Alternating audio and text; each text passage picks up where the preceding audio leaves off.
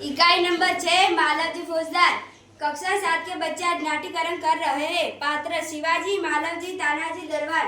पहला दृश्य, एक सुजीत कमरे में शिवाजी एक पलंग पर सो रहे हैं। सामने भवानी का चित्र लटक रहा है। पास ही किशोर आयु का मालवजी हाथ में नंगी तलवार लिए हुए शिवाजी की हत्या करने के लिए तत्पर है। शिवाजी एक भयानक स्वप्न देखकर अचानक आंखें मलते उठ बैठते हैं। मालवजी उन पर वार करता है। पीछे से तानाजी आकर उसका हाथ पकड़ लेते हैं। शिवाजी प्रेम भरी दृष्टि से तानाजी की ओर देखते हैं। तुम कौन हो बस? मेरा नाम मालवजी है। जानते हो इस सपने के लिए मैं क्या डाल घूमना होगा? मृत्यु। मृत्यु दर पाने से तुम्हें मुझे एक बात बतानी होगी। वह क्या? तुम्हारी बातों चाल जान से जान पड़ता है कि तुम एक वीर पुत्र और सहवादी हो। मुझे आशा है कि तुम झूठ नहीं बोलोगे। जो बात सत्य है उसे मैं अवश्य बताऊंगा। उसमें छिपाने की क्या बात है? क्या मुझे मारकर महाराजा के सामान्य के मालिक बनना चाहते हो? नहीं। क्या मैंने तुम्हें हानि पहुंचाने की चेष्टा की? क्या मैंने राष्ट्रपति ने अभी दबा लगाया था? महाराज, यह सब कुछ नहीं। तो तुम्हारे मन में क्या बात है? यदि आप पूछ रही है तो सुनिए। मेरे पिताजी आपकी सेना में सिपाही थे। उन्होंने देश की रक्षा के लिए अपने प्राण न्योछावर कर दिए। उनको मरे हुए 2 वर्ष हो गए हैं। इस समय में घर में मैं और मेरी माता और केवल 2 प्राणी ही रहते हैं। 3 महीनों से हमें अन्न मिलना दुभर हो गया है। इस संसार में मनुष्य सब कुछ सहन कर लेता है, परंतु पेट की भूख कभी बर्दाश्त नहीं कर सकता। इसी विचार में बैठा था कि एक सैनिक ने आकर मुझसे कहा कि तुम शिवाजी महाराज का वध कर दो तो मैं तुम्हें धन दूंगा। महाराज, इसी लालच में पड़कर मैं आपकी हत्या करने यहाँ आया था। जब तुम्हें इतना कष्ट आया तुम मेरे पास क्यों नहीं आए? मेरे यहाँ आने की क्या आवश्यकता थी? जिस वीर सैनिक ने देश की रक्षा के लिए अपने प्राण गंवा दिए, उस सैनिक के परिवार के पालन पोषण की चिंता करना आपका कर्तव्य था। तानाजी, इस बालक को ले जाकर जेल खाने में बंद कर दो। कल इसे मृत्युदंड दिया जाएगा। मृत्युदंड पाने से पहले एक बात की भीख मांगता हूँ। वह क्या?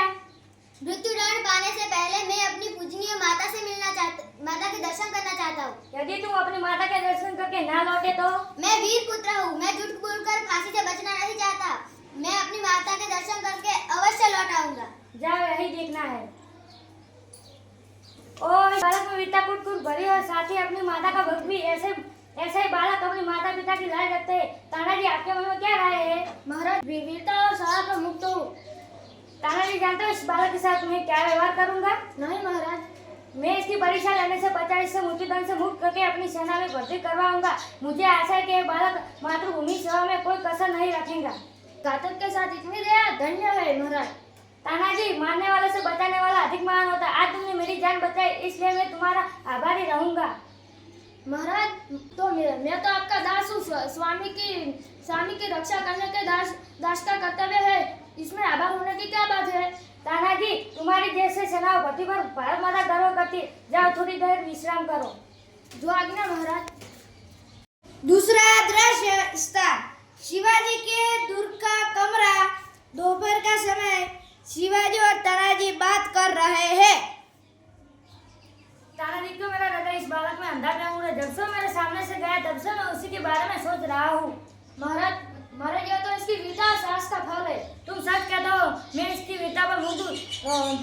इतनी छोटी व्यवस्था और इतना साहस। जिस शिवाजी नाम से मुंबई सेना कांपती हो, उसके सामने एक बालक का इतना साहस। एक दरबार प्रवेश करता है।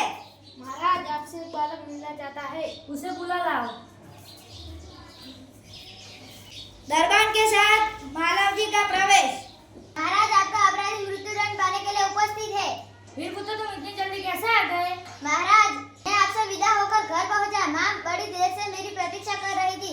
उसने मुझे देखते ही गला लगा लिया। मैंने सोचा कि मैं मां को सब कुछ बता देता हूँ, परंतु मेरी हिम्मत न पड़ी। वह क्या? मेरी मां का देख रेख का भार समस्त आपके ऊपर ले लीजिए। वीर पुत्र, तुम सचमुच एक क्षत्रिय पुत्र हो। वीरों का आदर करता है। आप धन्य हैं।